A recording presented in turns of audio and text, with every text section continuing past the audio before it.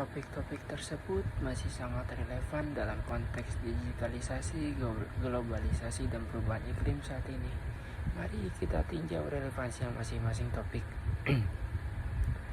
Yang pertama, hakikat pendidikan kewarganegaraan. Dalam era digitalisasi dan globalisasi, pendidikan kewarganegaraan menjadi lebih penting. Siswa perlu memahami perbedaan budaya, nilai-nilai universal, serta hak dan kewajiban mereka sebagai warga dunia yang terhubung secara global. Lalu yang kedua, identitas nasional.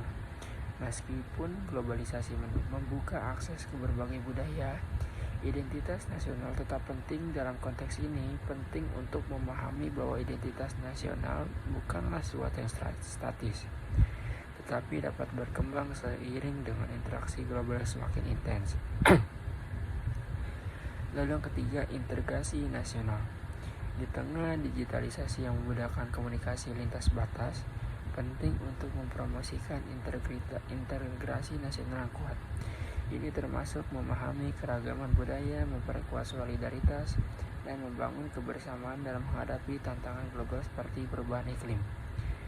Lalu yang keempat, Konstitusi Undang-Undang NKRI 1945. Konstitusi ini merupakan landasan negara yang harus tetap relevan dalam menghadapi perubahan zaman. Dalam era digital, interpretasi konstitusi bisa berubah seiring dengan perkembangan teknologi dan isu-isu hak asasi yang semakin kompleks. Lalu yang kelima, kewajiban hak negara dan warga negara dalam demokrasi. Digitalisasi mempengaruhi cara negara dan warga negara berinteraksi.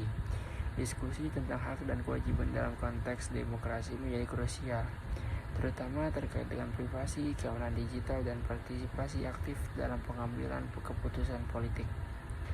Lalu dan yang terakhir, negara dan warga negara. Peran negara dalam menghadapi perubahan iklim dan tantangan global perlu diperdebatkan. Begitu juga peran serta warga negara dalam menyokong kebijakan dan tindakan negara dalam mengatasi masalah lingkungan yang semakin mendesak.